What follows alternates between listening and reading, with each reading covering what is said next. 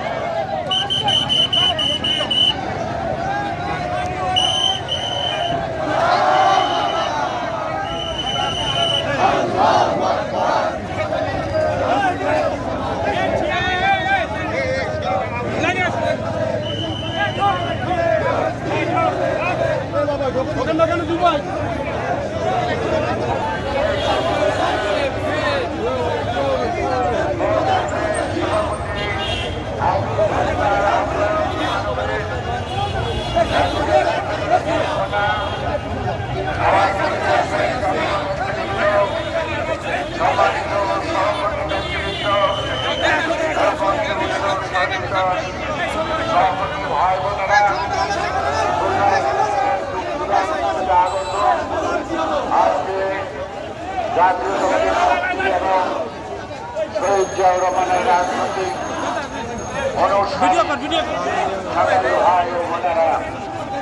আমি দলের পক্ষ থেকে এবং পক্ষ থেকে আমাদের নেত্রী বেগম খালেদা জিয়ার পক্ষ থেকে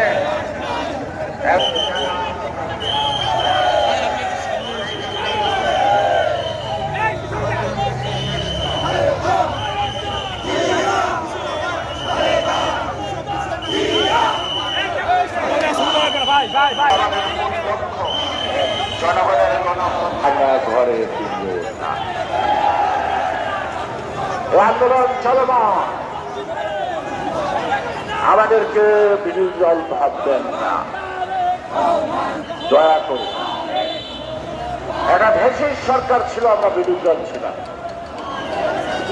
এখন এই সরকার অন্তর্বর্তীকালীন সরকার। আমাদের এই জন আকাঙ্ক্ষা,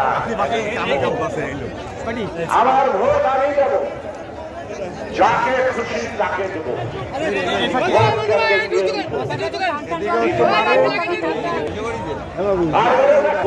সরকারের প্রধানমন্ত্রীর রাজনৈতিক দল মাঠে নামে নির্বাচনী প্রস্তুতি নেয়, তারপরে জনগণ কাকে ভোট দিবে না দিবে সেদিন ডিসাইড হবে।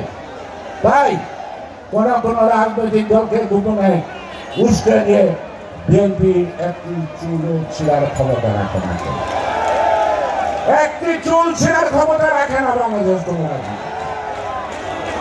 রাখে না। সেই কারণে সমাজটাকে বিভক্ত করবেন না, জাতীয় ঐক্য বিনষ্ট করবেন না, সার্বভৌমত্ব আমাদের রক্ষা করতে হবে। এটা হিন্দু, মুসলিম, বৌদ্ধ, খ্রিস্টান সকলের পবিত্র জন্মভূমি বাংলাদেশ। এই বাংলাদেশের প্রতি ইঞ্চি মাটিতে যারা জন্মগ্রহণ করছেন, যারা বসবাস করেন, আমরা সবাই সমান, কেউ ছোট কেউ বড় না। সুতরাং আমরা সকলের অধিকার ধ্যানদার হয়ে থাকবো। ভাববেন না হাসিনা পুলিশ দিয়ে অত্যাচার করে আমাদেরকে দাবিয়ে রাখতে পারেন নাই, আর এই পুলিশ যদি মনে করেন আমাদেরকে দাবিয়ে রাখবেন, তাহলে বলবো যে বোকার সঙ্গে বাস করছে। আর বেলতলায় যাবে না, নেড়া আর বেলতলায় যাবে।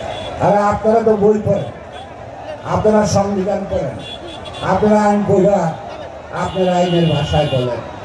আমরা যারা রাজনীতি করি তারা মানুষের চোখের দিকে তাকে তার মনের ভাষা বুঝতে চেষ্টা করে। মানুষ কি বলে, তার অন্তরাত্মা কি চায়, এইটা যে বুঝে তারাই রাজনীতিতে সফল হয়। তারা যেমন ঘোষণা দেয় নাই, ক্ষমতায় থাকবেন কি বলে কথা বললেন করবেন, তাহলে তো আপনার নিজের নাম।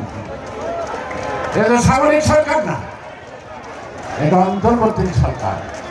শুধুমাত্র একটা দায়িত্ব নির্বাচনের জন্য, তারপরে দেশের জনগণের প্রতিনিধিরা জঞ্জাল পরিষ্কার জন্য যে সংস্কার করবে, সংস্কার আপনারা প্রস্তাব দিয়ে রাখেন, সব পাশ করতে পারবেন না। সেগুলি সেই সংস্কারগুলি আমরা